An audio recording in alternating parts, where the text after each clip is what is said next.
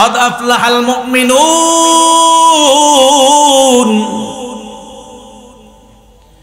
মুমিনরা সফলতা অর্জন করেছে, সফল কাম হয়ে গেল। কারা মুমিন? আল্লাহ এরপরে বয়ান করেন আল্লাযীনা হুম ফি সলাতিহিম খাশিউন, যারা নিজেদের নামাজের ব্যাপারে বিনম্র, যারা ভয় নিয়ে নামাজ পড়ে। মুমিনদের এক নাম্বার গুণ মনে রাখবেন, মুসলমানদের জন্য সর্বপ্রথম সবচাইতে দামি ইবাদতের নাম কি বলেন? আরো জোরে বলেন। নামাজের মাধ্যমে বান্দার মালিকের সাথে বড় সম্পর্ক।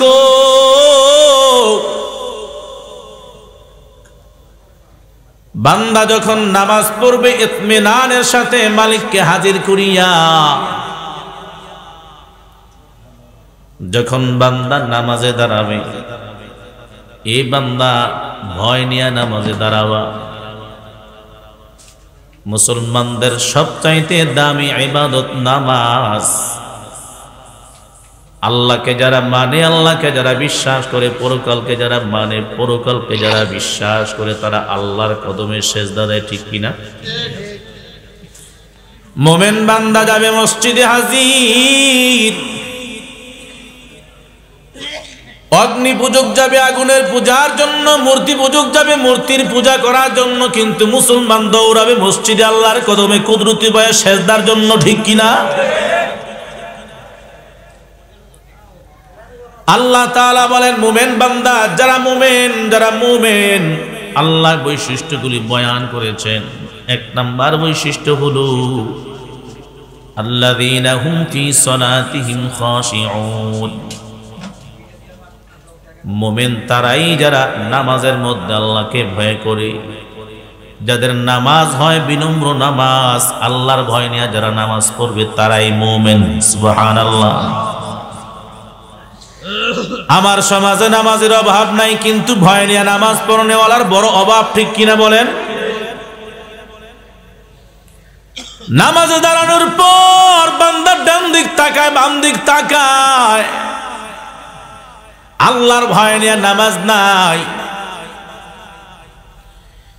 যদি আল্লাহর ভয় নিয়ে নামাজ পড়া না হয়, রবের ভয় যদি অন্তরের ভিতরে না থাকে, বান্দা তোমার সেই নামাজটা নামাজই হবে না, ঠিক কিনা?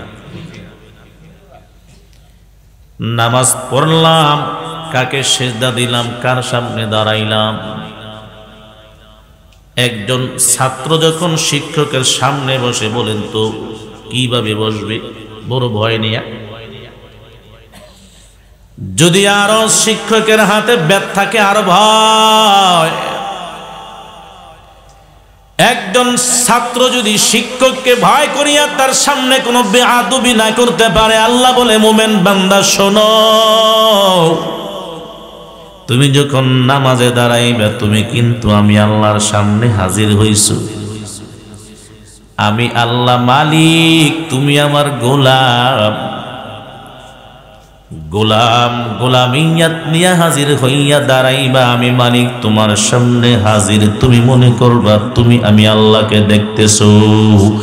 মায়ার নবী বলেন আনতা আবুদাল্লাহ কাআন্নাকা তারাহু ফাইন লাম তাকুন তারাহু ফাইন্নাহু ইয়ারাক।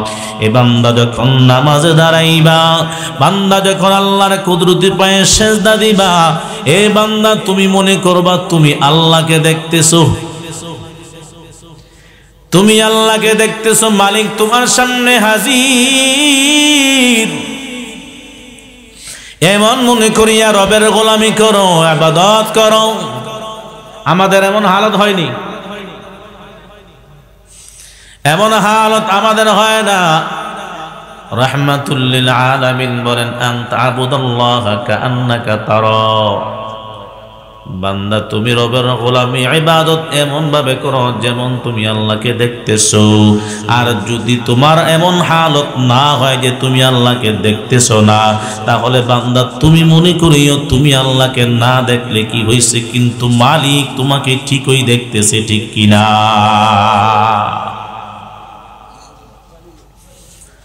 এরে আল্লাহর বান্দা, কেন 6টা গুণ আল্লাহ বয়ান করেছেন, সময় নাই একটা গুণের উপরে আলোচনা করলে রাত চলে যাবে। একটা গুণের উপরে আলোচনা করে যায়, সেটা হলো নামাজ। নামাজ বান্দা যার ভিতরে নামাজ আছে, যার নামাজ আছে তার সব ঠিক, যার নামাজ ঠিক তার সব ঠিক। ঠিক কিনা বলেন? নামাজি বান্দা কখনো চুরি করতে পারে না, নামাজি বান্দা কখনো ডাকাতি করতে পারে না, মিথ্যা বলতে পারে না, সুদ খাইতে পারে না, ঘুষ খাইতে পারে না। ঠিক কিনা? আল্লাহ পাক রব্বুল আলামিন অন্য আয়াতের ভিতরে বয়ান করেন, ইন্নাস সালাতা তানহা আনিল ফাহশাই ওয়াল মুনকার ওয়া লাযিকরুল্লাহি আকবার। আল্লাহ বলেন, ইন্নাস সালাতা তানহা আনিল ফাহশাই ওয়াল মুনকার। বান্দা, যখন তুমি ইতমিনানের সাথে আল্লাহকে ভয় করিয়া নামাজ পড়বা, তা নামাজ তোমাকে সমস্ত গুনাহের কাছ থেকে বিরত রাখবে, হেফাজত করবে। কারণ নামাজ বড় আল্লাহর একটা বড় জিকির, নামাজের মতো বড় জিকির আর হতেই পারে না। ঠিক কিনা? এ আল্লাহর গোলাম, যখন নামাজে দাঁড়াইলা, সর্বপ্রথম যখন তুমি মসজিদে হাজির, মালিকের সামনে তুমি দাঁড়াইলা, আমি আমার মালিকের সামনে হাজিরা দেওয়ার জন্য আসছি, আমি গোলাম। গোলাম হইয়া মালিকের সামনে হাজির হইলাম, আমি আল্লাহর দরবারে হাজিরা দেওয়ার জন্য আসছি। আল্লাহু আকবার, আল্লাহ সবচেয়ে বড়। ঠিক কিনা? সর্বপ্রথমই নামাজ জিকির দিয়ে আরম্ভ। এরপরে কি পড়ি? সানা। সুবহানাকাল্লাহুম্মা ওয়া বিহামদিকা ওয়া তাবারাকা ইসমুকা ওয়া তাআলা জাদ্দুকা ওয়া লা ইলাহা গায়রুক। আল্লাহর নামের প্রশংসা, এখানেও জিকির। এরপরে শুরু করলাম, আউযু বিল্লাহি মিনাশ শাইতানির রাজীম। আল্লাহর নাম এখানে আসেনি? বিসমিল্লাহির রহমানির রহিম, এখানেও আল্লাহর নাম। এজন্য আল্লাহ বলেন, ওয়ালা যিকরুল্লাহি আকবার, কারণ নামাজটা হলো বড় জিকির, বড় শরণ। এই বান্দার নামাজের অর্থ তো আমরা অধিকাংশ মানুষেরা জানি না। বলতে পারবেন নি নামাজ অর্থ কি? নামাজ কোন শব্দ? হুজুররা বলতে পারবে? নামাজ ফার্সি শব্দ, আরবি শব্দ হলো সলাত, বাংলা হলো অঙ্গ সংযোগ। অঙ্গ জীবনে মনে হয় অনেকে শুনে নাই বাংলা অর্থ কি। অঙ্গ সংযোগ, বুঝছেন? নামাজ পড়ি আমরা আমাদের অঙ্গ দিয়ে, প্রত্যঙ্গ দিয়ে। ঠিক না? আত্মার সাথে আত্মার মিল। যখন রুকুতে যাই তো মনে করি আমার রব আমার সামনে হাজির। যখন সেজদা যাই তখন ইতমিনানের সাথে সাক্ষী দেয় দিল যে আমার রবের কদম এখানে হাজির, আমি আমার রবের কদমে সেজদা দিচ্ছি। ঠিক কিনা? এজন্য আল্লাহ তাআলা বয়ান করলেন, قد أفلح المؤمنون الذين في صلاتهم خاشعون। সফল তারাই, মুমিনরা সফল হয়ে গেছে। সফল কার? আল্লাহ গুনাগুণ বয়ান করলেন, যারা তাদের নিজেদের নামাজে বিনম্র নম্রতার সাথে ভয়ের সাথে আল্লাহর সামনে দাঁড়ায় নামাজ পড়ে, তারাই সফল কাম। আজকে আমরা নম্রতার সাথে ভয় নিয়ে নামাজ পড়তে পারি না, এই জন্য নামাজ কবুল হয় না, সেই নামাজ আমাদের নামাজই হয় না। ঠিক কিনা? নামাজ মানুষকে ফাহেশা কাজ থেকে বিরত রাখবে, গুনাহ থেকে বিরত রাখবে। রাখতেছে না কেন জানো? হয়তো তোমার নামাজে ভুল, না হয় তোমার ওযুর মধ্যে ভুল, না হয় তোমার অন্তরের মধ্যে গন্ডগোল। ঠিক কিনা? অধিকাংশ মানুষ ওযুই জানে না, এজন্য নামাজ হয় না। অথবা ওযু হইলে নামাজ হয় না, অথবা ওযু নামাজ দুটোটা ঠিক আছে কিন্তু অঙ্গ সংযোগ হয় না। নামাজ পড়ি তো আল্লাহর জন্য করি না, দুনিয়ার মানুষ আমাকে নামাজি বলবে, এজন্য নামাজ পড়ি। কথা ঠিক কিনা বলেন? আমার সমাজের মনে হয় 99% লোকেরাই নামাজ শুদ্ধ হয় না, সহি হয় না, আল্লাহর ভয়ের জন্য নামাজ পড়ে না।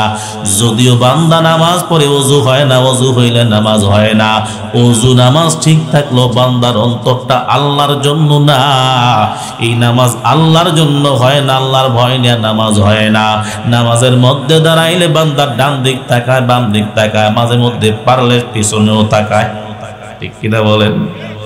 নামাজের মধ্যে দাঁড়াইলে কত কিছু মনে হয়, ব্যবসার কথা মনে আসে, সন্তানের কথা মনে হয়, জমি জামার কথা মনে হয়, দোকান পাটের কথা মনে হয়, হিসাব আরম্ভ হয়ে যায়। এরে আল্লাহর বান্দা, এজন্য তোমার নামাজটা হতো বা এমন নামাজ, যেই নামাজটা হবে আল্লাহর ভয় নিয়া। মালিকের সামনে দাঁড়াইছি, আমি আমার মালিককে দেখে দেখে ইবাদত করি।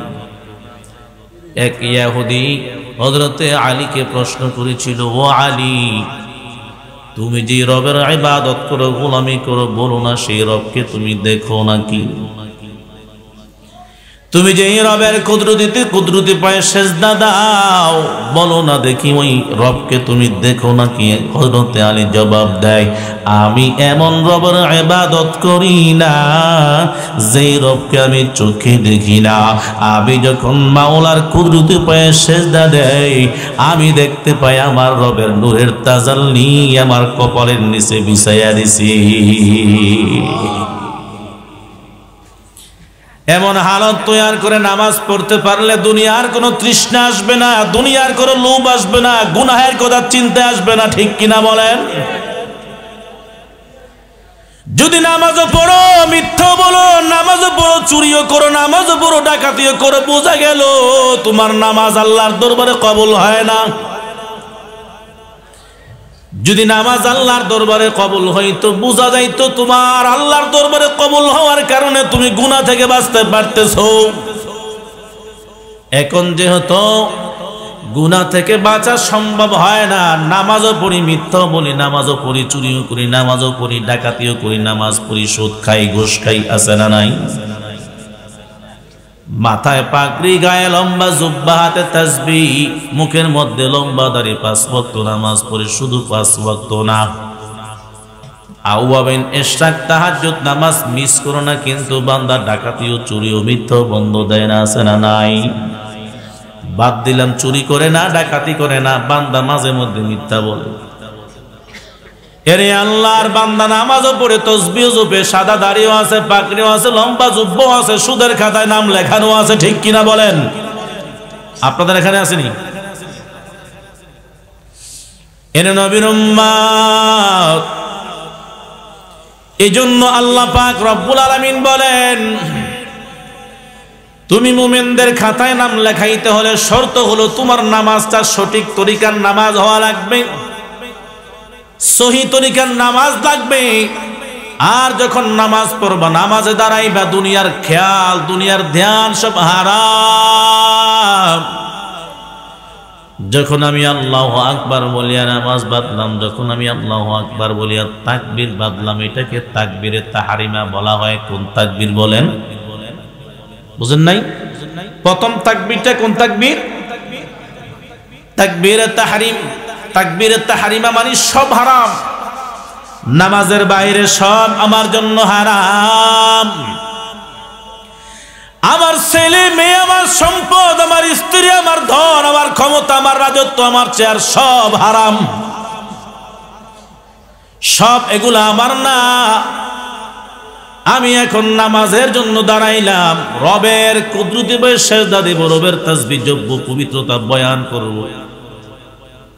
দুনিয়ার সব কিছু আমার জন্য হারাম, আমি সব বাদ দিয়ে আমি মালিকের কুদরতি বয়ে সেজদা দেওয়ার জন্য দাঁড়ায়া গেলাম। পেছন দিক দিয়ে রকেট বোমা কামান মারলেও আমি নামাজ থেকে দূরে সরব না, ঠিক কিনা?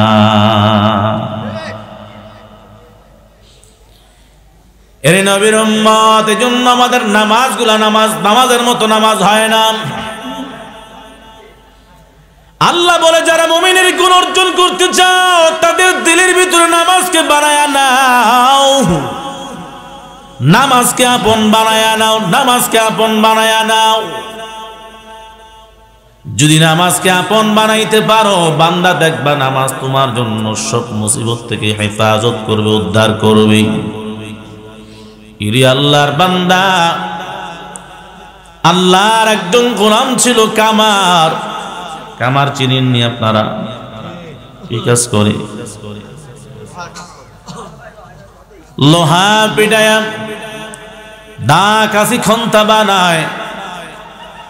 এই বান্দা নামাজ মানুষকে কত দামি বানায়া দেয়, কত সম্মানী বানায়া দেয়। আল্লাহর বান্দা দৈনন্দিন 5 ওয়াক্ত নামাজ সময় মতো আদায় করত। ওই জমানার একজন কুতুব, আল্লাহর হক একজন বান্দা হযরত হাসান বসরি রাহমাতুল্লাহি আলাইহি, ওনার জামানায় ওই কামারের বাড়ি আর হাসান বসরির বাড়ি খুবই পাশাপাশি ছিল। হাসান বসরি রাহমাতুল্লাহি আলাইহি রাতের গভীর রজনীতে তাহাজ্জুদের নামাজ পড়তো, ছাদের মধ্যে দাঁড়ায়া দাঁড়ায়া, ছাদের উপরে দাঁড়ায়া দাঁড়ায়া আওয়াবিন ইশরাক তাহাজ্জুদ কোন নামাজে বাদ দিত না। আর ওই যে পাশের বাড়িতে কামার সারা দিন লোহা দিয়া, হাতুড়ি দিয়া লোহা পেটাইতো আর খাদা খন্তা বানাইতো, কিন্তু তার ভিতরে একটা আমল ছিল, আজান শুনলে বান্দা দেরি করতো না, দৌড়ে মসজিদে হাজির হইয়া 5 ওয়াক্ত নামাজ জামাতের সাথে আদায় করতো। হঠাৎ করে আল্লাহর বান্দা একদিন ইন্তেকাল করলেন। ইন্তেকাল করার পর হাসান বসরি স্বপ্নে দেখতেছেন আল্লাহর বান্দা কবরের মধ্যে খুব আরামে আছেন, আনন্দে আছেন। আল্লাহু আকবার। হাসান বসরি রাহমাতুল্লাহি আলাইহি প্রশ্ন করে, কি ব্যাপার, কি ব্যাপার? তুমি কি ওই কামার না যেই কামার আমার ঘরের পাশের কামার? এত আনন্দ কেন? তোমার কবরে কি আল্লাহ ভালো ব্যবহার করেছে? বলে হ্যাঁ। হাসান বসরি রাহমাতুল্লাহি আলাইহির ঘুম ভেঙে যায়। পরের দিন দৌড়ে যায় কামারের বাড়িতে।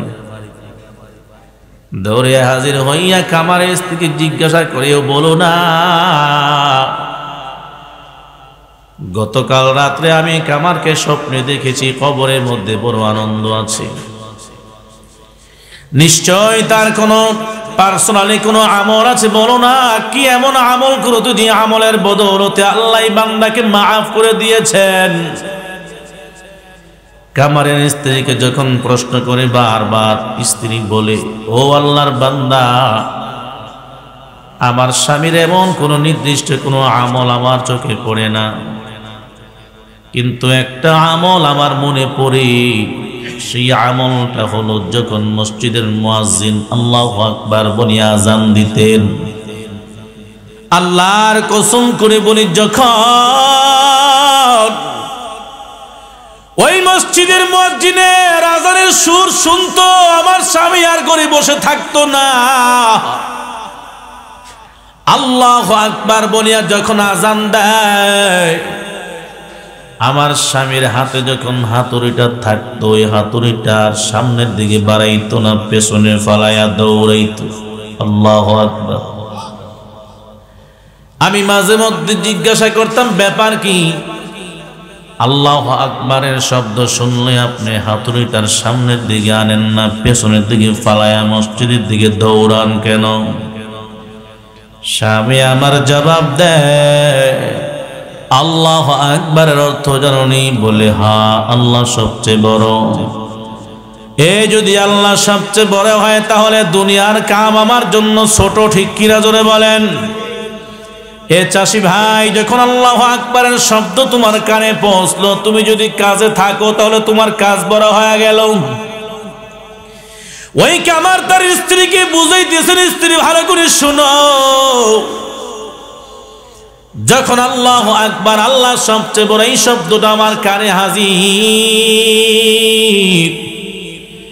আমার দিল সাক্ষী দেয়, বলে কামার আর সামনে আগাইস না, সামনে আগাইস না, হাতুড়িটার সামনে নিস না, কারণ আল্লাহ সবচেয়ে বড়।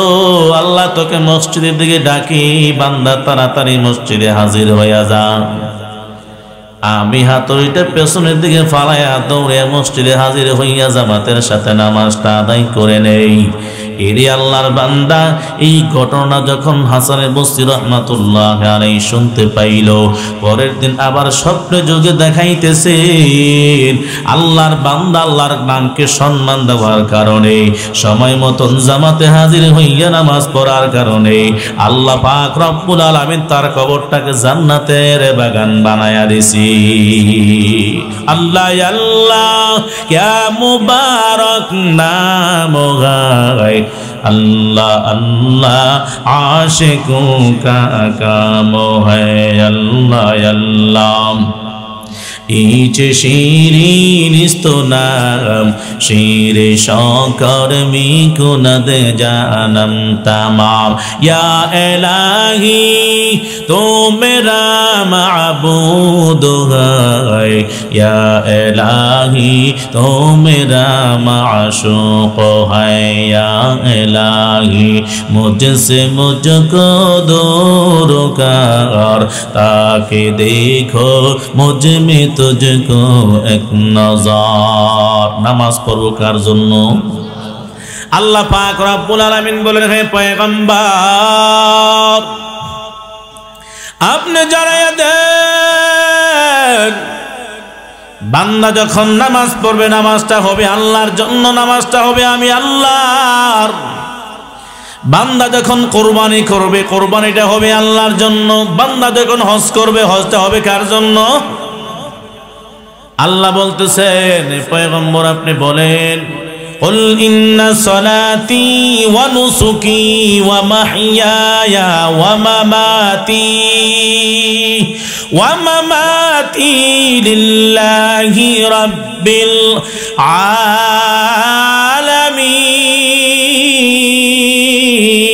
আলামিন। আল্লাহ তাআলা পয়গম্বরকে শিখাচ্ছেন, পয়গম্বর আপনি বলেন, কৌল আপনি বলেন, ইন্না সলাতি নিশ্চয় আমার নামাজ, ওয়া নুসুকি আমার কুরবানি, ওয়া মাহইয়ায়া আমার হায়াত, ওয়া মামাতি আমার মরণ, আমার হায়াত আমার মরণ, আমার নামাজ আমার কুরবানি আমার হজ আমার যাকাত আমার দান সদকা আমার কোরআন তেলাওয়াত আমার তাসবিহ কার জন্য? আরো জোরে বলেন, লিল্লাহি রাব্বিল আলামিন। বিশ্ব প্রতিপালক আল্লাহর জন্য, যিনি আমার রব, যিনি আমার রব, যিনি আমার হায়াতের মালিক, যিনি আমার মওতের মালিক, যিনি আমার রিজিকের মালিক। ঠিক কিনা বলেন? এই 3.5 ইঞ্চি কপাল আল্লাহ নিজ কুদরতি হাতে বানাইলেন, এই জন্য বানাইছে বান্দা আল্লাহর কুদরতি পেয়ে সেজদা দিবে। কিন্তু নিমুখ হারাম, বড় নিমুখ হারাম।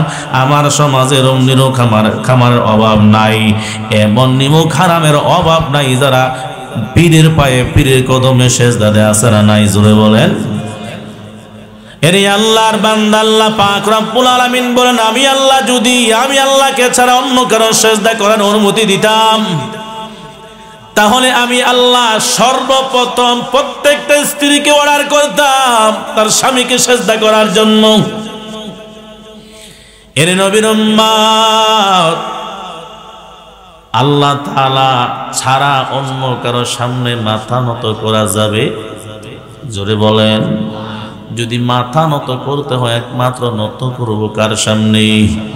সেজদা দিব কাকে? তাহাজ্জুদ নামাজ পড়ব কাকে দেখানোর জন্য? আল্লাহকে দেখানোর জন্য। হজ করব কার জন্য? মানুষ আমাকে হাজি বলবে, মানুষ আমাকে দানবীর বলবে, মানুষ আমাকে দানবীর বলবে জন্য আমি দান করব না, না। মানুষ আমাকে নামাজি বলবে জন্য নামাজ পড়ব, এই নামাজের কোনো ভ্যালু নাই। মানুষ আমাকে হাজি হাজি বলবে জন্য হজ করব, এই হজের কোনো ভ্যালু নাই। যদি মানুষকে দেখানোর জন্য, রিয়ার জন্য যদি নামাজ পড়া হয়, ইবাদত করা হয়, কোরআন তেলাওয়াত করা হয়, বাইতুল্লাহ যদি 100 বার জিয়ারত করা হয়, আল্লাহর দরবারে একটা জিয়ারত একটা সেদ্ধ কবুল হবে না। ঠিক কিনা? কষ্ট করতেছি তো একমাত্র দিলকে পরিষ্কার ও আল্লাহ একদম সেজদা দিতেছি, নিরাট কলিজা থেকে সিজদা দিতেছি, একমাত্র সেজদা আপনাকেই দিচ্ছি। ও আল্লাহ আমার এই সেজদা গ্রহণ করে নেন। মায়ার নবী বলে, জানো যখন তুমি জমিনের মধ্যে কপালটা লাগাইয়া দাও, অন্তর থেকে মালিককে সেজদা দাও, তো মালিক কুদরতি কদমটা তোমার কপালের নিচে বিছাইয়া দিয়া আল্লাহ বলে তোর জিন্দেগীর সব গুনাহগুলি মাফ করে দিলেন। এজন্য যদি সেজদা একটা সেজদা আল্লাহর দরবারে কবুল হয়ে যায়, আল্লাহর দরবারে যদি একটা সেজদা কবুল হয়ে যায়, কিয়ামতের ময়দানে এই সেজদার পাল্লা, সেজদার ওজন কত জানো? রাহমাতুল লিল আলামিন বলেন, সারা পৃথিবীর জমিনটা এক পাল্লায় রাখলে বান্দা আল্লাহর সন্তুষ্টির জন্য যখন বান্দা সেজদা দেয়, ওই একটা সেজদা এক পাল্লায় রাখলি ওই সেজদার পাল্লাটা বড় ভারী হয়ে যাবে। এজন্য নামাজ পড়তে হবে দিল থেকে। কি থেকে? নামাজে দাঁড়াইছি, দুনিয়ার বহু হালত মনে আসবে। আল্লাহর এক বান্দা যখন টাকা জমাইতো, তো টাকাটা মাটির নিচে, আগে তো মাটির নিচে রাখতো, ঠিক না? গর্ত করিয়া পুঁতিয়া রাখতো। মাটির নিচে টাকা জমাইয়া রাখছে, স্বর্ণ মুদ্রা পুঁতিয়া রাখছে। কোন জায়গায় রাখছে কিছুদিন পরে মনে নাই। ওই বান্দাটা দৌড়ে গেছে ইমামে আবু হানিফা রাহমাতুল্লাহ আলাইহির কাছে। কেউ বলেন নাসির গাজীর কাছে। বড় ব্যক্তি একজন ছিল, জ্ঞানী ব্যক্তি। সহিহ একটা বর্ণনা একটা কিতাবের মধ্যে পাইলাম, ওই বান্দাটা দৌড়ায় সেই জমানার কুতুব ইমামে আবু হানিফা রাহমাতুল্লাহ আলাইহির নিকট। মানুষের কাছে ঘোরাঘুরি করলেন, আমার কিছু অর্থ সম্পদ হারানো গিয়েছি, কোথায় রাখলাম আমার মনে হয় না। লোকেরা বলল, একজন লোক আছে, ওনার কাছে যাও, উনি বলতে পারবে তোমার সম্পদটা কোন জায়গায় আছে, সূরত তরিকা বয়ান করে দিতে পারবে।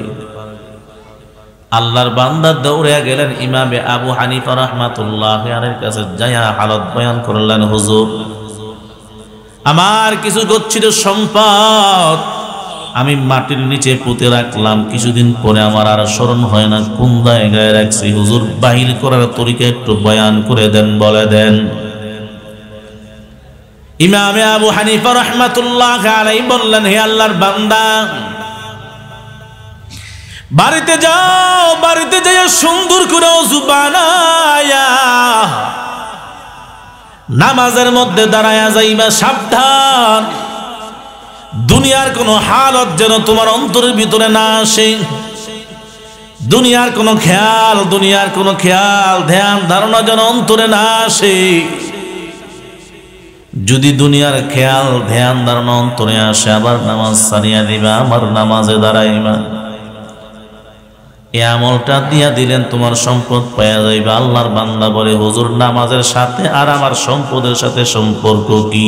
বলে, আগে নামাজ দাইয়া পড়ো, তবে শর্ত হলো নামাজটা পড়তে হবে অন্তর দিয়া। দুনিয়ার কোনো ধ্যান ধারণা, কোনো খেয়াল, কোনো জিনিসের কথা অন্তরে মনে করতে পারবে না। যদি মনে করো তোমার সম্পদ খুঁজে পাবে না।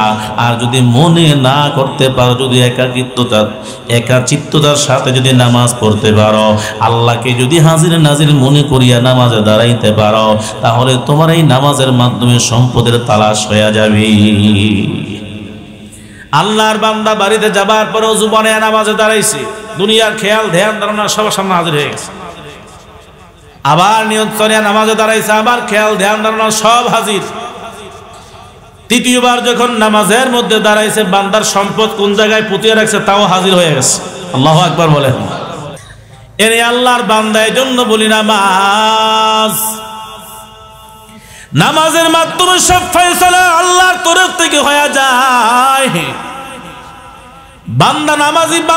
নামাজি বান্দার এত ফজিলত। আল্লাহর নবী বলেন, যেই বান্দা 5 ওয়াক্ত নামাজ সময় মতন আদায় করতে পারবে, সাহাবায়ে কেরামদেরকে বলেন, ও সাহাবায়ে কেরাম ভালো করে শোনো, তোমাদের কারো ঘরের সামনে যদি একটা গর্ত থাকে, কূপ থাকে, আর ওই বান্দারা যদি ওই কূপের মধ্যে গর্তের মধ্যে দৈনন্দিন 5 বার গোসল করে, কয়বার বলেন? 5 বার। যদি বান্দাটা দৈনন্দিন 5 বার ওই গর্তের মধ্যে কূপের মধ্যে গোসল করে, বলো না দেখি ওই বান্দার শরীরের মধ্যে কোনো ময়লা থাকবে নি? সাহাবায়ে কেরাম বলে, না না ইয়া রাসূলুল্লাহ, ওই বান্দা যদি 5 বার দৈনন্দিন গোসল করে তার শরীরের মধ্যে কোনো ময়লা থাকবে না, কোনো নাপাকি থাকবে না। আমার মায়ের নবী বলেন, সাহাবায়ে কেরাম শোনো শোনো, আমার কোন উম্মত যদি 5 ওয়াক্ত নামাজ জামাতের সাথে সময় মতো আদায় করে নাই, বান্দা যখন 5 বার 5 ওয়াক্ত নামাজের জন্য সময় মতো সুন্দর করে ওযু বানায় নেয়, যেরকম ভাবে একটা মানুষ 5 বার গোসল করলে তার শরীরে কোনো ময়লা থাকে না, কোনো কাদা থাকবে না, ঠিক তদ্রুপ আল্লাহর বান্দা যখন 5 ওয়াক্ত নামাজ পড়বে, ওই বান্দাটার আমলনামায় কোনো গুনাহ বাকি থাকবে না। সুবহানাল্লাহ। আজ আমাদের সমাজে এমন মুমিন বান্দা আছে, হুজুর নামাজ না পড়লে কি হয়েছে, আমার ঈমান ঠিক আছে, বলে কিনা বলেন? নামাজ না পড়লে কি হয়েছে হুজুর, আমার ঈমান তো ঠিক আছে, আমি মিথ্যা বলি না, সুদ খাই না, ঘুষ খাই না।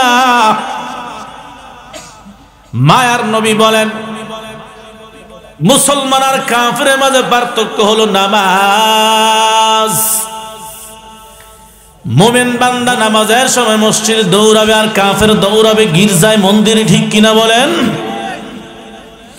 এরে বান্দা, মুসলমান কোনটা, কাফের কোনটা, বেঈমান কোনটা? মসজিদের মুয়াজ্জিন আল্লাহু আকবার বলিয়া আযান দেয়, বুঝে আসে মসজিদে যখন মুয়াজ্জিন আল্লাহু আকবার বলিয়া আযান দেয়, মুসলমান মুমিন বান্দা মসজিদে দৌড়ায়, ঠিক কিনা বলেন? আর বেদিন বেঈমানরা দৌড়াবে গির্জার দিকে, মন্দিরের দিকে দৌড়াবে। মন্দিরের লোকেরা মসজিদে আসবে না, মসজিদের লোকেরা মন্দিরে যাবে না। কিন্তু আমার সমাজ, আমার দেশের এমন একটা হালত হয়েছে, জিন্দগিতে কোনোদিন দেখলাম না মন্দিরের লোকেরা মসজিদে আসতে। কিন্তু দুঃখের বিষয়, আমার সমাজের বহু লোকেরা মন্দিরে যায় দৌড়াইয়া, ঠিক কিনা? ঈমানওয়ালা হয়েছে বলে হুজুর আমার ঈমান ঠিক আছে। নামাজ না পড়লে ঈমান তো ঠিক আছে, নামাজ ঈমান তো সবচাইতে দৌলত, সবচাইতে দামি সম্পদ ঈমানদারের নামাজ। আল্লাহর নবীর একজন সাহাবী দৌড়ে এসে বলে, ইয়া রাসূলুল্লাহ, ইয়া হাবিবাল্লাহ, জান্নাতের কথা শুনলাম, ঈমানদারদের ফজিলত বয়ান করলেন শুনলাম, কোন বান্দা যদি আপনার হাতে হাত রেখে কালিমা পড়ে মুসলমান হয়ে আত্মসমর্পণ করে, বান্দাটা জান্নাতি হয়ে যাবে। ও পয়গম্বর, আপনার কাছে আমি হাজির হইলাম, আপনার হাতে হাত রাখলাম, আমাকে কালিমা পড়ে মুসলমান বানায়া দেন। রাহমাতুল্লিল আলামিন, লোকটাকে কালিমা পড়ে মুসলমান বানায়া দিলেন। ওই সাহাবী পয়গম্বরকে বলে, ও পয়গম্বর, এখন বলেন আমার কি কাজ আছে? ইসলাম গ্রহণ করেছি, মুসলমান হয়েছে, এখন আমার দায়িত্ব কি, কর্তব্য কি, আমার কাজ কি? রাহমাতুল্লিল আলামিন বলেন, এখন তো নামাজের সময় না, কারণ কি জানো, মুসলমানের জন্য যখন ওয়াক্ত হয়ে যায় নামাজ পড়া তার উপরে ফরজ, ঠিক কিনা বলেন? এখন নামাজের সময় হয় নাই, যদি নামাজের সময় হইতো তাহলে তুমি মুসলমান হিসেবে তোমার উপরে সবচেয়ে বড় দায়িত্ব হলো আল্লাহর কদমে সেজদা দেওয়া। এখন যেহেতু নামাজের সময় হয় নাই, তোমার জন্য জিহাদ ফরজ হয়ে গেছে, যুদ্ধের ময়দানে যুদ্ধ চলতেছে, জিহাদের ময়দানে শরীক হয়ে যাও, তোমার জন্য যুদ্ধ অংশগ্রহণ করা আল্লাহ ফরজ করে দিয়েছেন। আল্লাহর বান্দা যুদ্ধের ময়দানে হাজির, যুদ্ধ করতে করতে করতে বান্দা এক পর্যায়ে শহীদ হয়ে গেল। হাদিসের ভিতরে আছে, এই বান্দাটা ইসলাম গ্রহণ করার পর বিনা নামাজে শহীদ হইয়া, দলিল হইয়া, বিনা নামাজে, নামাজ ছাড়া শহীদ হওয়ার কারণে, আল্লাহর রাস্তায় নামাজের সময় না পাওয়ার কারণে বান্দাটা শহীদ হয়ে গেল যুদ্ধ করে। ওই বান্দাটা আল্লাহর তৈরি জান্নাতের মেহমান হয়ে গেছি। এর বান্দা নামাজের বড় ফজিলত। এজন্য আল্লাহ তাআলা বলেন, মুমিন বান্দা কারা ভালো করে জেনে নাও। যারা নিজেদের নামাজের হেফাজত করে, যারা নামাজ পড়তে দাঁড়ায় দুনিয়ার খেয়াল না, দুনিয়ার মানুষকে দেখানোর জন্য নামাজ পড়ে না। আমাদের সমাজে এমন নামাজের অভাব নাই যারা নামাজ মানুষকে দেখানোর জন্য পড়ে, ঠিক কিনা? আমার সমাজে ধর্ম ব্যবসায়ীর অভাব নাই, ঠিক কিনা বলেন? মোল্লাদেরকে ধর্ম ব্যবসায়ী বলি। আমরা স্টেজে বসিয়ে বয়ান করি, কোরআনের বয়ান করি, মাঝে মধ্যে আমাদেরকে কিছু হাদিয়া দেয় বলে আমরা নাকি ধর্ম ব্যবসায়ী হয়ে গেলাম। ধর্মের অপব্যাখ্যা করি, তারাই বুঝলো বুঝি অপব্যাখ্যা, আমরা কিছু বুঝলাম না। 15, 16, 17, 18, 19, 20 বছর পর্যন্ত লেখাপড়া করি আমরা ধর্ম ব্যবসায়ী হয়ে গেলাম। আর ওই ধর্ম ব্যবসায়ী তারা না যারা ক্ষমতার লোভে, ক্ষমতা পাওয়ার জন্য ইলেকশনের আগে পাঞ্জাবি আর টুপি, ওয়ান টাইম টুপি, ওয়ান টাইম পাঞ্জাবি লাগায়া মানুষের দরওয়াজায় দরজায় ঘুরে আর ফিরি, মাঝে মধ্যে আসরের নামাজ 3 বার পড়ে আছে না নাই? লগের লেডি সেলারা বলে, স্যার আপনার না আসর নামাজ পড়ে আছেন, একটু না পড়লেন। এখন যদি দাঁড়ায় থাকি তো মানুষকে আমার দেখছি না আমি যে একটু নামাজ পড়েছি, এখন যদি নামাজ না পড়ি তো মানুষ কবে হ্যাঁ নামাজ পড়ে, হ্যাঁ ভোট দিবি গেলিয়ে। এর লাগে 1 বার না 2 বার না, দরকার 36 বার করবো, দরকার 36 বার মসজিদে ঢুকমু আর বারমু, তারপর আমি ক্ষমতা চাই, ঠিক কিনা বলেন? এর নবীর উম্মতের জন্য নামাজ হতে হবে আল্লাহর জন্য, দুনিয়ার কোনো মানুষের জন্য না, ধর্ম ব্যবসায়ী না। ওই আলেমরা ধর্ম ব্যবসায়ী না, তোমরাই ধর্ম ব্যবসায়ী। কারণ তোমরা ক্ষমতা আসলে, ইলেকশন আসলে তোমরা পাঞ্জাবি পরিধান করো, টুপি লাগায়া, হাতের মধ্যে তাসবি লাগায়া ক্ষমতার জন্য মানুষের কাছে কাছে দৌড়াও। যখন ক্ষমতা পায়া যাও, যখন চেয়ার পায়া যাও, তখন তোমাদের মাথার টুপি থাকে না আর পাঞ্জাবি থাকে না, ঠিক কিনা? বুঝলে এবার বলেন না দেখি ধর্ম ব্যবসায়ী কারা? বোঝা গেল আসল ধর্ম ব্যবসায়ী তারা, আর আসল আল্লাহর খাঁটি বান্দা কোরআন ওয়ালা ওলামায়ে কেরাম, ঠিক কিনা? এজন্য নামাজ হবে আল্লাহর জন্য, নামাজ হবে আল্লাহর ভয় নিয়া।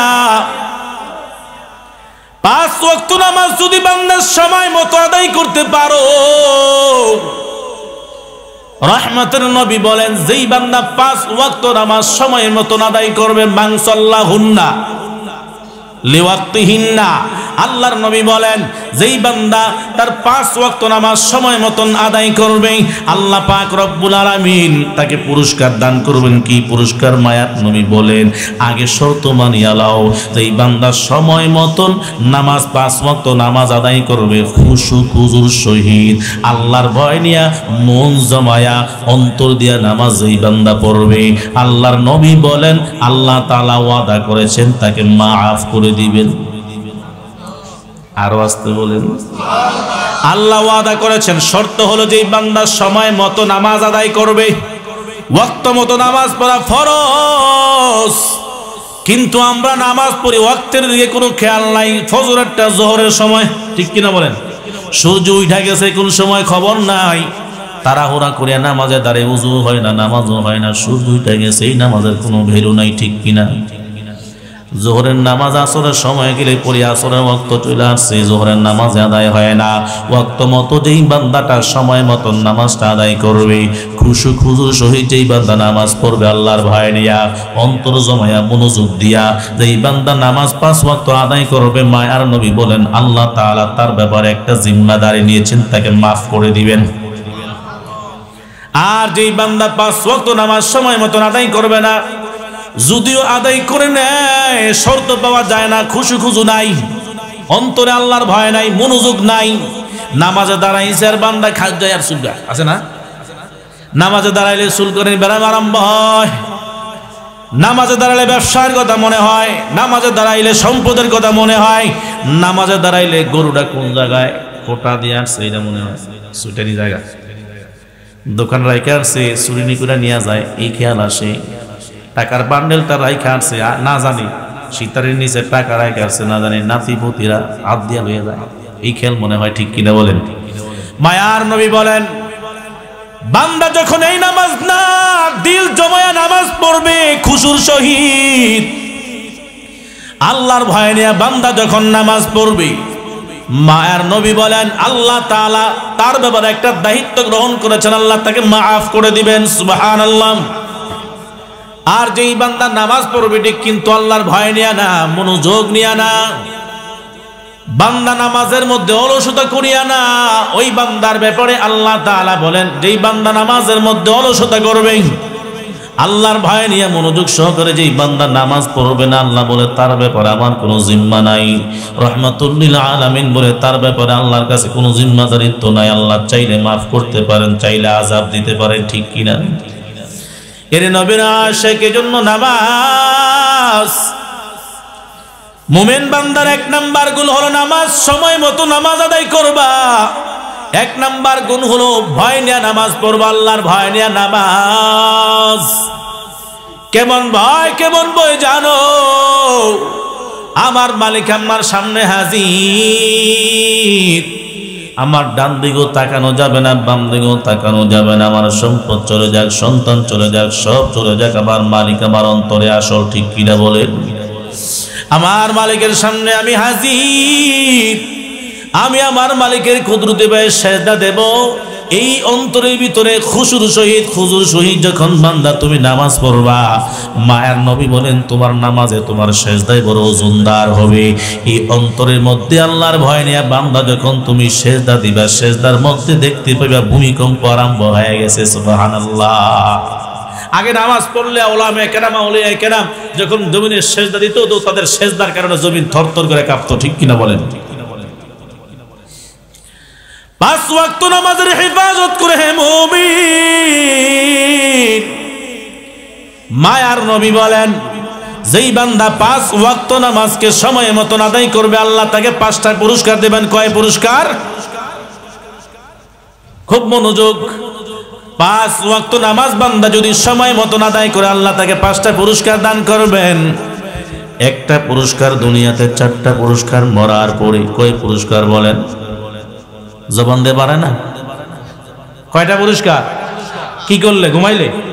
নাকে তেল দিয়ে ঘুমাইলে 5টা পুরস্কার দিবে। কি করলে? 5 ওয়াক্ত নামাজ সময় মতো আদায় করলে। একটা হলো দুনিয়াতে, আর 4টা হলো মরার পর। 1 নাম্বার, আল্লাহ তাআলা যেই বান্দা দুনিয়ার জমিনে 5 ওয়াক্ত নামাজ সময় মতো আদায় করবেন, দুনিয়াতে সবচাইতে বড় টেনশন যেইটা, এইটা হলো রিজিকের টেনশন, ঠিক কিনা? মায়ার নবী বলেন আল্লাহ রিজিকের টেনশন দূর করিয়া দিবি। বান্দা রিজিক কোথা থেকে আসবে তুমি কল্পনাও করতে পারবে না। সুবহানাল্লাহ। ওয়া মান ইয়াত্তাকিল্লাহা ইয়াজআল লাহু মাখরাজা ওয়া ইয়ারযুকহু মিন হাইসু লা ইয়াহতাসিব। এ বান্দা অন্তরে ভয় নিয়ে নামাজে দাঁড়াও। ওয়া মান ইয়াত্তাকিল্লাহা, যেই বান্দা আল্লাহকে ভয় করবে, নামাজের সময় হয়ে গেছে, বান্দা দুনিয়ার কোনো খেয়াল নাই, দুনিয়ার কোনো সম্পদের প্রতি তার কোনো লোভ নাই, বান্দা দৌড়িয়ে মসজিদে হাজির হইয়া আল্লাহর কুদরতে পায়ে সেজদা দেয়। আল্লাহ বলে ওয়া মান ইয়াত্তাকিল্লাহা ইয়াজআল লাহু মাখরাজা, যেই বান্দার দিলের ভিতরে আল্লাহর ভয় থাকবে, শত বিপদে পড়লেও আল্লাহ এই বিপদ থেকে উদ্ধার হওয়ার জন্য শত রাস্তা বাহির করিয়া দিবে। আরেকটা পুরস্কার, ভয় নিয়ে যখন চলবা, আল্লাহর ভয়, আল্লাহ বলে ওয়া মান ইয়াত্তাকিল্লাহা ইয়াজআল লাহু মাখরাজা ওয়া ইয়ারযুকহু মিন হাইসু লা ইয়াহতাসিব। এ বান্দা ভয় করার কারণে, আমি আল্লাহর আযাবের ভয় অন্তরে জমানোর কারণে, যখন ভয় নিয়ে তুমি গুনাহ ছাড়িয়া দিবা, আমি আল্লাহ তোমাকে দুনিয়ার পুরস্কারগুলো দান করব। আমি আল্লাহ তোমাকে আমার গায়বী খাজানা থেকে রিজিকের ফয়সালা করে দেব। এ বান্দা কোথা থেকে রিজিক আসবে বান্দা তুমি কল্পনাও করতে পারবে না। সুবহানাল্লাহ। এমন নামাজ আমাদের দরকার আছে না? মানুষ দেখানোর জন্য নামাজ পড়বো? এজন্য আল্লাহ বলে মুমিনদের একটা গুণ, ভয় নিয়ে নামাজ পড়তে হবে। কি নিয়া? ভয় নিয়ে নামাজ পড়তে হবে। 2 নাম্বার গুণ, ওয়াল্লাযীনা হুম আনিল লাগওয়ি মু'রিদুন। 2 নাম্বার গুণ হলো বান্দা অনর্থক কথাবার্তা, অনর্থক কাজ থেকে নিজেকে হেফাজত করবে। মুমিন বান্দা কখনো অনর্থক কথা বলবে না, অনর্থক কোনো কাজও বলবে না। কারণ আমরা যত কথা বলি, এটা অনর্থক আর কাজের হোক, সব কথাগুলি আল্লাহর দরবারে রেকর্ড হয়, ঠিক কিনা জোরে বলেন? আল্লাহর আদালতে লেখা হয়, লিপিবদ্ধ হয়, রেকর্ড করা হয়। কিয়ামতের ময়দানে এই রেকর্ড আমার আপনার সামনে সারানো হবে। আল্লাহ তাআলা দেখাইবেন, বান্দা দেখো দুনিয়ার জমিনে তোমার কোন কাজটা অযথায় ছিল, কোন কথাটা অনর্থক ছিল আর কোন কথাটা তোমার কাজের ছিল, আল্লাহ তাআলা কিয়ামতের ময়দানে পাকড়াও করবেন। এজন্য খুব সাবধান। গল্প গুজবে বসে বন্ধু বান্ধব নিয়ে বসি আমরা অর্থ কোনো কাজ করব না, কোনো কথাও বলবো না। এই মুমিনদের গুণগুলা বান্দা অন্তরের ভিতরে ঢুকায়া নাও। যাদের ভিতরে এই মুমিনদের গুণগুলা অন্তরের ভিতরে ঢুকবে, আল্লাহ তাআলা তাদেরকে সার্টিফিকেট দিচ্ছেন, তারা হলো জান্নাতের ওয়ারিস। সুবহানাল্লাহ। 6টা গুণ আমি বয়ান করার সময় এখানে নাই, এই জন্য একটা গুণ আমি বলে যাই। নামাজ, 5 ওয়াক্ত নামাজ সময় মতন ধরবো, সময় মতন আদায় করব। যদি 5 ওয়াক্ত নামাজ সময় মতন আদায় করতে পারি 5টা পুরস্কার। 1 নাম্বার পুরস্কার হলো আল্লাহ তাআলা রিজিকের অভাব দূর করিয়া দিবেন। 2 নাম্বার পুরস্কার, 4টা পুরস্কার হলো মরার পরে। 2 নাম্বার পুরস্কার আল্লাহ কবরে আযাব মাফ করিয়া দিবে। সুবহানাল্লাহ বলেন। 3 নাম্বার পুরস্কার কিয়ামতের ময়দানে ডান হাতে আমলনামা দিবে। 4 নাম্বার পুরস্কার আল্লাহ তাআলা মিজানে আল্লাহ তাআলা ফুল সালাতের ফুল বিজলির আকারে পার করিয়া দিবে। 5 নাম্বার আল্লাহ বিনা হিসেবে জান্নাতের মেহমান বানাইয়া দিবে। সুবহানাল্লাহ।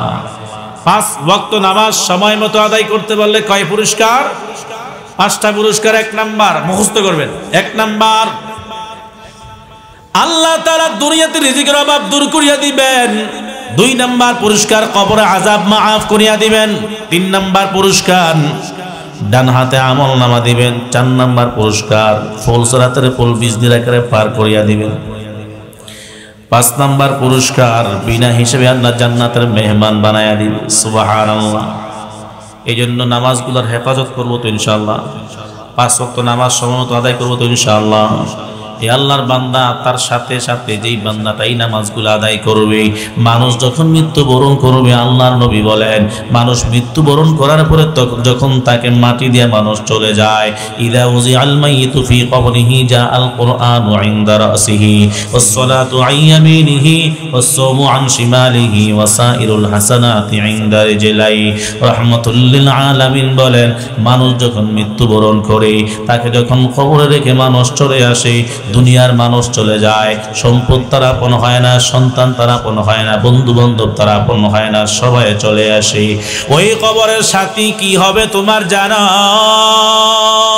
মায়ার নবী বলেন 4টা আমল তার সাথে হয়। কয় আমল? জোরে বলেন। যদি নেক আমলগুলা করা যায়, 1 নাম্বার যা আল কোরআনু ইনদা রাসিহি, বান্দার মাথার সামনে কোরআন দাঁড়ায়া যায়।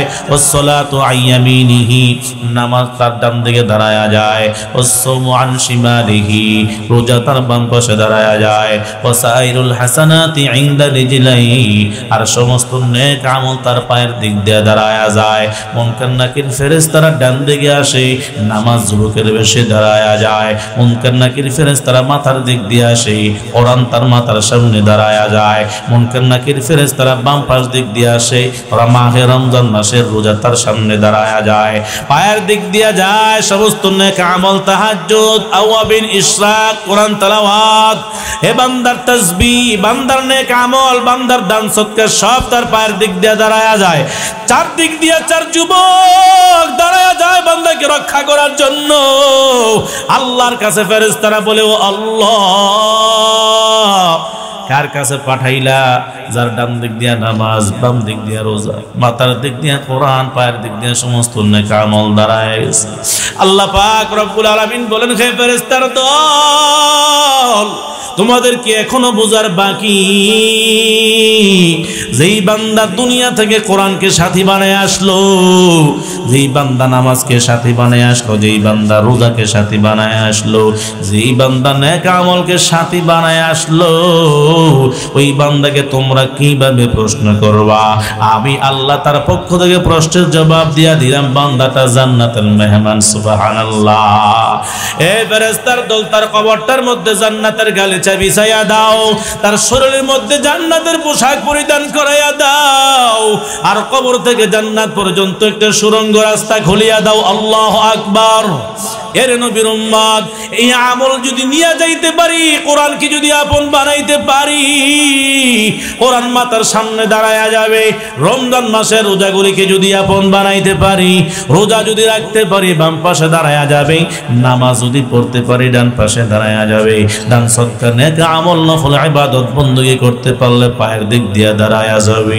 এর বান্দা আজকে সমাজের মধ্যে কোরআন তেলাওয়াত নাই, ঘরে আজকে নামাজ নাই, শান্তি নাই, ঠিক কিনা বলে?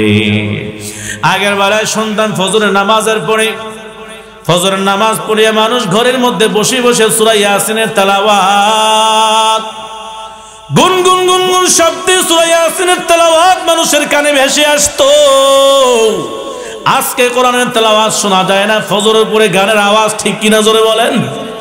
এই জন্য আল্লাহর বান্দা ওই সময় কত রহমত, কত বরকত, ঘরে খাদ্য না থাকলেও কোনো আওয়াজ আসতো না, কোনো কষ্ট হইতো না, কোনো টেনশন হইতো না। আজকে ঘরে কোরআন তেলাওয়াত নাই, নামাজ নাই, রোজা নাই, হজ নাই, যাকাত নাই, কোনো আমল নাই, ঘরে হাজার রকমের খানা থাকলেও ঘরে কোনো শান্তি খুঁজে পাওয়া যায় না, ঠিক কিনা বলে? এজন্য যেই ঘরের মধ্যে কোরআন তেলাওয়াত আছে ওই ঘরে আল্লাহর শান্তি আছে, রহমত আছে, বরকত আছে, ঠিক কিনা জোরে বলেন? যেই ঘরে নামাজ আছে আল্লাহর বরকত আছে, নামাজের মাধ্যমে আল্লাহ শান্তির ফয়সালা করে দেয়, নামাজের মাধ্যমে আল্লাহ রিজিকের ফয়সালা করে দেয়। এজন্য নামাজকে আপন বানায়া নাও, কোরআন তেলাওয়াতকে আপন বানায়া নাও।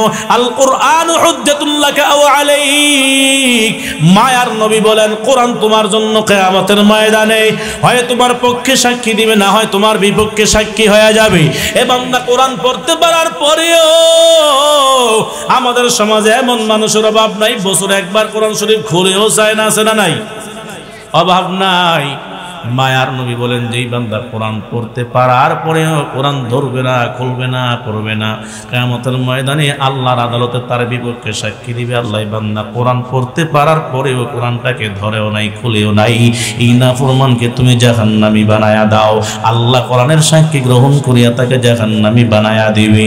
আর যেই কোরআন কিয়ামতের ময়দানে যেই বান্দার পক্ষে সাক্ষী দিবে, ও আল্লাহ, এই বান্দার 60-70 বছর জিন্দেগিতে কোরআন কিন্তু মুখস্থ করতে পারল না, কোরআন কিন্তু ভালোভাবে সহি শুদ্ধভাবে পড়তে পারে নাই, তারপরেও বান্দা কোরআনটাকে বুকে নিত, বান্দা কোরআনটাকে চুমু খাইতো, বান্দা কোরআনকে কপালের মধ্যে লাগাইতো, আর শাহাদাত আঙ্গুল দিয়া কোরআন কারীমের আয়াতের নিচে ঘোরাইতো আর বলতো, আল্লাহ,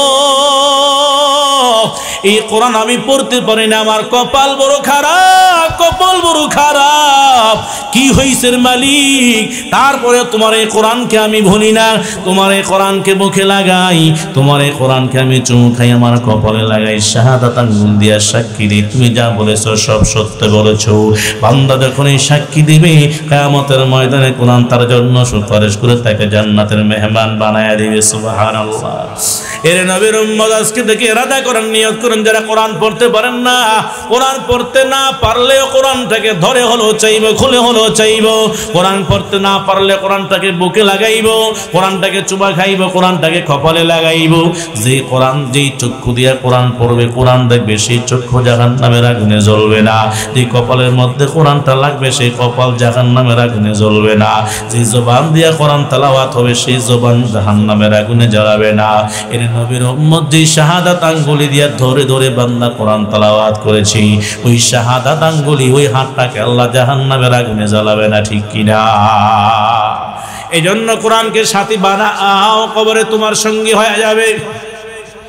সন্তানকে কোরআন পড়নেওয়ালা বানাও, সন্তানকে হাফেজ বানায়া দাও।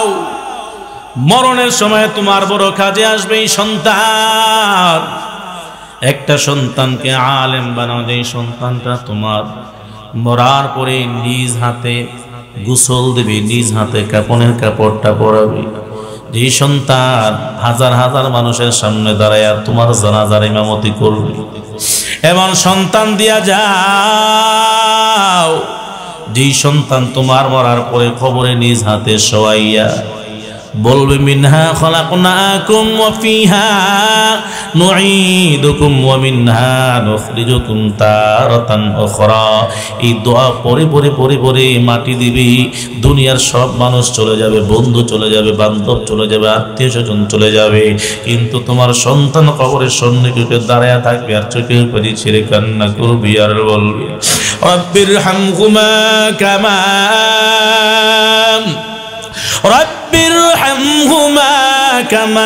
রাব্বায়ানি সগীরা।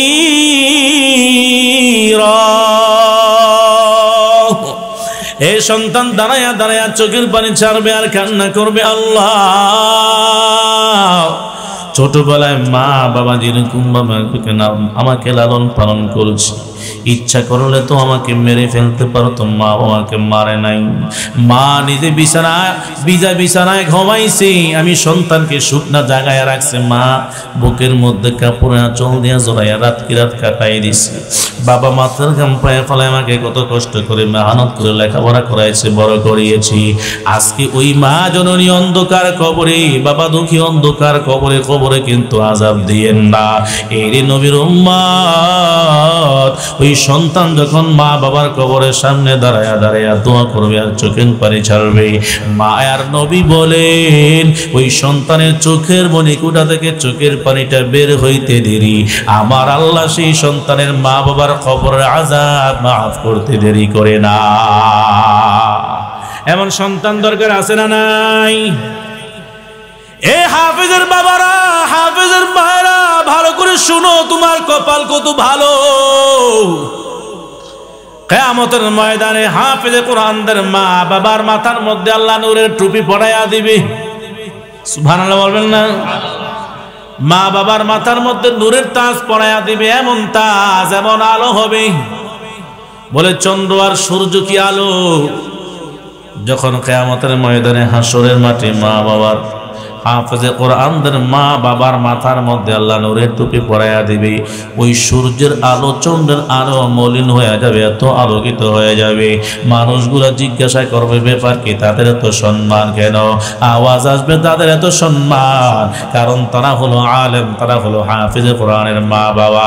আল্লাহ হাফেজে কোরআনদের মা বাবার সম্মান দিয়া লক্ষ কোটি কোটি মানুষের সামনে নূরের তাজ পরাইয়া তাদেরকে আল্লাহ সম্মান দান করেছে। সুবহানাল্লাহ। এমন একটা সন্তান বানায়া দাও। তোমার সন্তানটা যদি আজকে স্টেজে বসে বয়ান করে, তোমার কত, তোমার অন্তরটা কত বড় হয়ে যাবে, তোমার কত সম্মান হবে, ঠিক কিনা? এর নবীর আশিক ওই সন্তান, এই সন্তান যদি আজকে স্টেজে দাঁড়ায়া কোরআন তেলাওয়াত করে হাজার হাজার মানুষের সামনে, কত সম্মান। আল্লাহ পাক রব্বুল আলামিন কিয়ামতের ময়দানেও তোমার সন্তানটাকে আল্লাহ ডাকবে, ইউকালু লিসাহিবিল কুরআনি ইকরা ওয়ারতাকি ওয়ারাত্তিল কামা কুনতা তুরাত্তিলু ফিদ দুনিয়া ফাইন্না মানজিলাকা ইনদা আখিরি আয়াতিন তাকরাউহা। তোমার সন্তান হাফেজ আব্দুর রহিম, হাফেজ আব্দুল করিমকে আল্লাহ ডাকবে, এই হাফেজ আব্দুর রহিম, এ কোরআনওয়ালা বলিয়া ডাকবে। আল্লাহু আকবার। কোরআনওয়ালা বলিয়া ডাকবে, ইউকালু লিসাহিবিল কুরআন, হে কোরআনওয়ালা, হে কোরআনওয়ালা, ইকরা ওয়ারতাকি, আজকে একটু কোরআনটা মধুর সুরে পড়ে শোনাও। আল্লাহু আকবার। ইউকালু লিসাহিবিল কুরআন ইকরা ওয়ারতাকি ওয়ারাত্তিল কামা কুনতা তুরাত্তিলু ফিদ দুনিয়া। যখন আল্লাহ কোরআনওয়ালাকে অর্ডার করবে, হে কোরআনওয়ালা, তুমি আজকে মধুর সুরে দুনিয়ার জমিনে মানুষকে যেরকম কণ্ঠ দিয়া কোরআন তেলাওয়াত করে শোনাইতা, আজকে এই হাসরের মাঠে আমি আল্লাহকেও একটু কোরআনটা তেলাওয়াত করে শোনাও। সুবহানাল্লাহ। হাফেজে কোরআন কোরআন তেলাওয়াত করবেন, আল্লাহকে বলবে, আল্লাহ দুনিয়ার জমিনে গভীর রজনীতে দাঁড়ায়া দাঁড়ায়া কোরআন তেলাওয়াত করেছি, রমজান মাসে কষ্ট করে কোরআন দিয়েছি, কোরআন খতম করলাম, শীতকালে ঠান্ডা পানি দিয়ে ওযু বানায়া আল্লাহ কোরআন তেলাওয়াত করেছি, কত কষ্ট করেছি জান্নাত পাওয়ার জন্য। আজকেও কি তোমাকে কোরআন তেলাওয়াত করে শোনান লাগবে? বলে হাফেজ বলবে, আল্লাহ তোমাকে যদি আমি মধুর কণ্ঠে কোরআন তেলাওয়াত করে শোনাই আমার কি লাভ হবে? আল্লাহ বলে, ইকরা ওয়ারতাকি ওয়ারাত্তিল, তুমি পড়ো আর উপরের দিকে ওঠো। সুবহানাল্লাহ। কোন উপরের দিকে উঠবে? আল্লাহ বলে, জান্নাতের উচ্চ মাকামে ওঠো, একটা আয়াত তেলাওয়াত করবা, আমি আল্লাহ একতলা বিশিষ্ট জান্নাত দান করব। সুবহানাল্লাহ। ওয়ারতাকি ওয়ারাত্তিল কামা কুনতা তুরাত্তিলু ফিদ দুনিয়া জিলাকা ইনদা আখিরি আয়াতিন তাকরাউহা। বান্দা তুমি যত আয়াত তেলাওয়াত করবা আমি আল্লাহ তত তাআলা বিশিষ্ট তোমাকে জান্নাতের মেহমান বানায়া দেব। হাফেজে কোরআন আল্লাহর পক্ষ থেকে অর্ডার পাওয়ার পর মধুর কণ্ঠ দিয়া কোরআন তেলাওয়াত আরম্ভ করবে। লক্ষ কোটি কোটি মানুষ তার তেলাওয়াত শুনবে। আল্লাহ খুশি হয়ে বলবে, বান্দা যাও, তোমাকে জান্নাত দিয়া দিলাম। ওই হাফেজে কোরআন জান্নাত পাওয়ার পর দাঁড়ায়া থাকবে, জান্নাতে ঢুকবে না। আল্লাহ বলবে, জান্নাতে যাও না কেন? হাফেজে কোরআন বলবে, আল্লাহ মায়ার নবী তো বলেছিল, কোন হাফেজে কোরআন মান ক্বরাআল কুরআনা ফাস্তাযহারাহু ফাহাল্লা হালালাহু وحرم حرامه أدخله الله الجنة وشفعه في 10 من أهل بيته كلهم قد وجبت له النار। যেই বান্দা কোরআন পড়বে, কোরআন মুখস্থ করবে, কোরআন অনুযায়ী আমল করবে, আল্লাহ নিজ জিম্মায় বান্দাকে জান্নাতের মেহমান বানায়া দিবে। সুবহানাল্লাহ। وشفعه في 10 من أهل بيته। আর কোরআনে হাফেজদের জন্য সুসংবাদ, যারা কষ্ট করে কোরআনকে মুখস্থ করলো, কোরআন অনুযায়ী আমল করলো, মায়ার নবী বলে সুসংবাদ শুনে নাও, কিয়ামতের ময়দানে একজন হাফেজে কোরআন কমপক্ষে 10 জন জাহান্নামী, এমন জাহান্নামী যাদের উপরে জাহান্নাম ওয়াজিব হয়ে গেছে, এমন 10 জন জাহান্নামীকে সুপারিশ করে জান্নাতের মেহমান বানায়া দিবে। কয়জনকে? 10 জন। এমন 10 জন জাহান্নামী যাদের উপরে জাহান্নাম ওয়াজিব হয়ে গেছে, এমন 10 জনকে সুপারিশ করে করে আল্লাহর তৈরি জান্নাতের মেহমান বানায়া দিবে। হাফেজে কোরআন দাঁড়ায়া থাকবে, জান্নাতে যাবে না। আল্লাহ বলে জান্নাতে যাও, হাফেজে কোরআন বলে সময় হয় নাই। আল্লাহ বলবে কখন সময় হবে বলে অর্ডার করেন, তাড়াতাড়ি সুপারিশ করুন। সুবহানাল্লাহ। আল্লাহর কাছে আবদার করবেন, আল্লাহ আপনার নবী তো বলেছেন একজন হাফেজে কোরআন কমপক্ষে 10 জনকে জাহান্নামীকে সুপারিশ করে জান্নাতের মেহমান বানাবে। আল্লাহ তাড়াতাড়ি অর্ডার করেন, তাড়াতাড়ি সুপারিশ আরম্ভ করি। আল্লাহু আকবার। আল্লাহ তাআলা বলে, যাও সুপারিশ আরম্ভ করে দাও। আল্লাহর অর্ডার পাওয়ার পরে হাফেজে কোরআন বলবে, আল্লাহ জান্নাতের ওকালতির পোশাক আগে পরায় দেন। সুবহানাল্লাহ বলেন। জান্নাতের ওকালতির পোশাক পরিধান করিয়া ওই জাহান্নামীদের জন্য, জাহান্নামের আসামীদের জন্য দাঁড়ায়া দাঁড়ায়া ওকালতি করবে। বলবে, আল্লাহ বলবে, কার জন্য আগে সুপারিশ করতে চাও? ও আল্লাহ, তাড়াতাড়ি আমার আব্বা কোথায়, তাড়াতাড়ি বাবার ব্যবস্থা করেন, আমি জান্নাতে ঘুমাবো, আমার বাবা জাহান্নামের আগুনে জ্বলবে, হতেই পারে না। তাড়াতাড়ি আমার সাথে আমার বাবাকে জান্নাতের মেহমান বানায়া দাও। আল্লাহ বলে, ফেরেশতারা খুঁজিয়া বাহির কর, ওই হাফেজে কোরআনের বাবা কোথায়, খুঁজিয়া বাহির করিয়া তার সাথে তার বাবাকেও জান্নাতের মেহমান বানায়া দিবে। সুবহানাল্লাহ। এক এক করে বান্দা তার মাকে, তার বাবাকে, তার দাদা দাদি, আত্মীয় স্বজনকে এক একজনকে 10 জন জাহান্নামীকে সুপারিশ করবেন। 10 শ্রেণীর লোকজনকে সুপারিশ করবেন। ওই 10 জন আবার আরো 10 জনকে সুপারিশ করবে, ওই 10 জন আবার আরো 10 জনকে সুপারিশ করবে। হাদিসের ভিতরে আসছে, বান্দা সুপারিশ করতে করতে করতে করতে ওই সুপারিশ করে জাহান্নামীদের শিকল পাকায়া হাজার হাজার মানুষদেরকে একজন হাফেজে কোরআন জান্নাতের মেহমান বানায়া দিবে। এমন একজন সন্তানকে হাফেজ বানায়া যাও। দুনিয়ার জমিনে তোমার সন্তানকে ডাক্তার বানাইলা, ডক্টর বানাইলা, প্রফেসর বানাইলা, ইঞ্জিনিয়ার বানাইলা। দুনিয়ার ডাক্তার, দুনিয়ার প্রফেসর, দুনিয়ার ডক্টরের কেরামতে দুনিয়ায় শেষ, আখিরাতে চলবে না, ঠিক কিনা? আর যদি কিয়ামতের ময়দানে ওই ডাক্তারের ডাক্তারগিরি চলবে না, ওই ইঞ্জিনিয়ারের ইঞ্জিনিয়ারগিরি চলবে না। এই দুনিয়ার জমিনে বড় মাস্তান ছিল, টপ লেভেলের মাস্তান, হাসরের ময়দানে মাস্তানের কোনো ভ্যালু থাকবে না। ওই তোমার সন্তান, যে সন্তানটাকে মাদ্রাসায় ভর্তি করিয়েছিলে, আলেম বানিয়েছিলে, কোরআনের হাফেজ বানিয়েছিলে, ওই হাফেজটা, ওই আলেমটা কিয়ামতের ময়দানে মাথা উঁচু করিয়া তোমার জন্য সুপারিশ করবে। সুবহানাল্লাহ। এ নবীর উম্মত, এজন্য আলেম হতে পারো না, সন্তানকে আলেম বানাও, আলেম বানাও। আলেমদের সাথে সম্পর্ক জোড়ায়া নাও, আলেমদের সাথে উঠা বসা করো, হাদিসের মধ্যে আছে কিয়ামতের ময়দানে এক শ্রেণীর লোকদেরকে জাহান্নামের দিকে জাহান্নামের ফেরেশতারা শেষরায়া নিয়ে যাবে। আল্লাহর বান্দা একটু বারবার পেছনের দিকে তাকাবে, পেছনের দিকে তাকাবে। পেছনের দিকে যখন তাকাবে আল্লাহ বলবে, ও ফেরেশতার দল, এই বান্দা কেন বারবার পেছনের দিকে তাকায়, একটু ভালো করে জিজ্ঞাসা কর। ফেরেশতারা জিজ্ঞাসা করবে, তুমি কেন পেছনের দিকে তাকাও? আল্লাহর বান্দা বলবে, পেছনের দিকে এই জন্য তাকাই, আমি শুনেছি আমার রবের বড় দয়া, বড় রহম, আমি এজন্য বারবার পেছনের দিকে তাকাই, আমার রবের নিত্য দয়া হয়। আল্লাহ বলবে, দাঁড়াও, একটু দাঁড়াও, বান্দার একটু জিজ্ঞাসা করো না, এই বান্দা দুনিয়ার জমিনে চলাফেরা অবস্থায় কোনো আলেমের সাথে তার কোনো সম্পর্ক ছিল কিনা? আল্লাহর বান্দাকে ফেরেশতারা জিজ্ঞাসা করবে, তোমার কোনো আলেমের সাথে কোনো সম্পর্ক ছিল নি? আল্লাহর বান্দা বলবে, না, আমার কোনো আলেমের সাথে কোনো সম্পর্ক ছিল না। আল্লাহ আবার বলবে, জিজ্ঞাসা করে দেখো, এই বান্দা যেই বন্ধুর সাথে চলাফেরা করতো ওই বন্ধুটার কোনো আলেমের সাথে কোনো সম্পর্ক ছিল কিনা? ওই বান্দাকে যখন প্রশ্ন করা হবে, বান্দা চিন্তা ফিকির করে বুঝবে, ওই বান্দা যেই বন্ধুর সাথে চলাফেরা করত ওই বন্ধুটা একজন আলেমের সাথে হাঁটা বসা চলাফেরা করত, মাঝে মধ্যে দাওয়াত দিয়ে হাদিয়াও দিত, আবার আলাপ আলোচনা করত। হঠাৎ করে মনে পড়ে যাবে আর বলবে, হ্যাঁ, আমি যেই বন্ধুর সাথে ওঠা বসা করতাম তার একজন আলেম বন্ধু ছিল। আল্লাহ বলে, আর কিছু লাগবে না, আমি আল্লাহ উসিলা তালাশ করে বান্দাকে মাফ করে দিব। আজ তার বন্ধু, যেই বন্ধুর সাথে তার সম্পর্ক ছিল ওই বন্ধুটা আলেমের সাথে সম্পর্ক থাকার কারণে আমি আল্লাহ তার জিন্দেগীর গুনাহ মাফ করিয়া আমি আল্লাহ তাকে জান্নাতের মেহমান বানাইয়া দিলাম।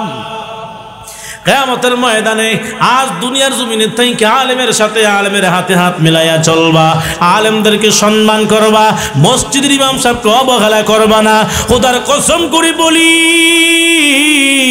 একটা হাতিকে কেউ যদি আঘাত করে হাতি তাকায় না, কিন্তু হাতির বাচ্চাকে যখন কেউ আঘাত করে ছাড় দেয় না, ঠিক কিনা জোরে বলেন? আল্লাহ তাআলা বলে, গোলাম আমাকে গালি দাও, আমি আল্লাহ সহ্য করে নেব, কারণ আমি আল্লাহ রহমান, কারণ আমি আল্লাহ গফফার। কিন্তু সাবধান, দুনিয়ার জমিনে আমার কিছু খাস গোলাম আছে, খাস বান্দা আছে, ওই খাস বান্দাগুলাকে যদি তোমরা কষ্ট দাও আমি আল্লাহ সহ্য করব না। কোনো আলেমকে গালি দিলে আমি আল্লাহ সহ্য করব না, কোনো আলেমকে কষ্ট দিলে আমি আল্লাহ সহ্য করব না। দুনিয়ার জমিনটাকে তামা বানায়া দেব, দুনিয়াতে ধ্বংসর ফায়সালা করে দেব। এর মুসলমান ইমানদারের জন্য আলেমের সাথে সম্পর্ক রাখো। একটা আলেমের সাথে সম্পর্ক থাকলে কিয়ামতের ময়দানে বিপদের সময় কাজে আসবে। রাহমাতুল্লিল আলামিন বলেন, কোন বান্দা যদি একজন তলিবুল ইলমের সাথে একজন তলিবুল ইলমের জন্য একটি টাকা খরচ করে, কয় টাকা? কোন বান্দা যদি একজন তলিবুল ইলম, যেই বান্দাটা ইলম শিখে, ইলম তলব করে, কোরআন পড়ে, হাদিস পড়ে, ওই হাদিস পড়নে ওরা বান্দা বড় কষ্ট করে নামাজ পড়ে, তাহাজ্জুদের নামাজের সময় তুমি আমি নাকে তেল দিয়া ঘুমাই, ভালো করে তাকায়া দেখো রে ভাই, রাতের গভীর রজনীতে কত সন্তানরা 6 বছর 7 বছরের সন্তানরা ওযু বানায়া আল্লাহর দরবারে দাঁড়ায়া নামাজ পড়ে, আর দুহাত তুলে চোখের পানি ছেড়ে কান্না করে, আল্লাহ এই দুনিয়ার জমিন আপনার, আসমান আপনার, ও আল্লাহ আমরা আপনার গোলাম, আপনি আমাদেরকে ধ্বংস করে দিয়েন না, এই মাদ্রাসা আপনি ধ্বংস করে দিয়েন না গো আল্লাহ। এই মাদ্রাসায় যারা দান সৎকার করে তাদেরকে আপনি মাফ করিয়া দেন।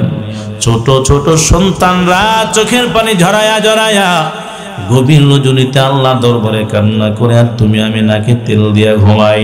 আল্লাহ তাআলা তাদের চোখের পানির বিনিময়ে আজকে আযাব গজব থেকে হেফাজত করেছেন। এরই নবীর উম্মত ওই হাফেজরা আজকে ঠান্ডার মধ্যে ঘুমায়,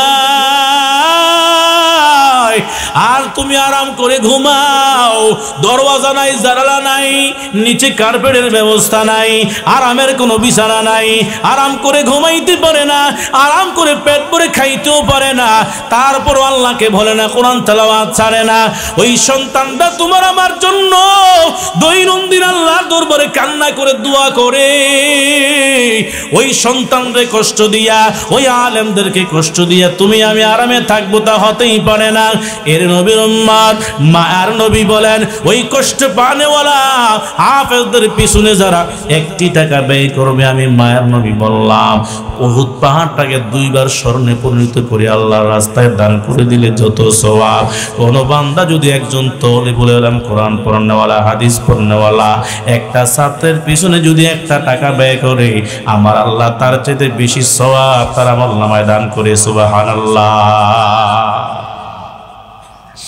এরে নবীর আশিক, আজকে চরকখোলা নুরানি হাফেজিয়া মাদ্রাসায় আজ 3 বছর ধরে আপনাদের এখানে আসলাম।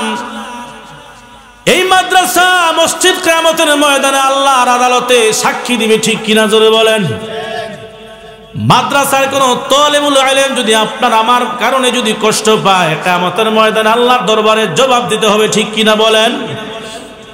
আজ আমি আপনি নিজের ঘরটাকে কত সুন্দর করে বানাইলাম, আল্লাহর ঘরটাকে বানাইতে পারলাম না, নবীর ঘরকে তৈরি করতে পারলাম না। ছাত্ররা কত কষ্ট করে লেখাপড়া করে, দিন আছে বিদায় দুনিয়া আছে, দিন আছে বিদায় আমরা ঠিকই আছি, ঠিক কিনা বলেন।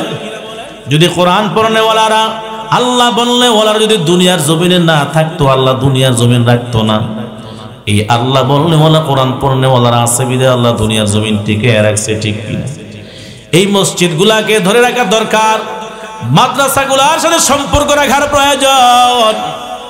কত কাজ, কত সন্তান না খায়া থাকে, রাত্রিবেলা অনেক সন্তানরা খানা ভালো নাই জন্য না খায়া রাত্র কাটায়া দেয়।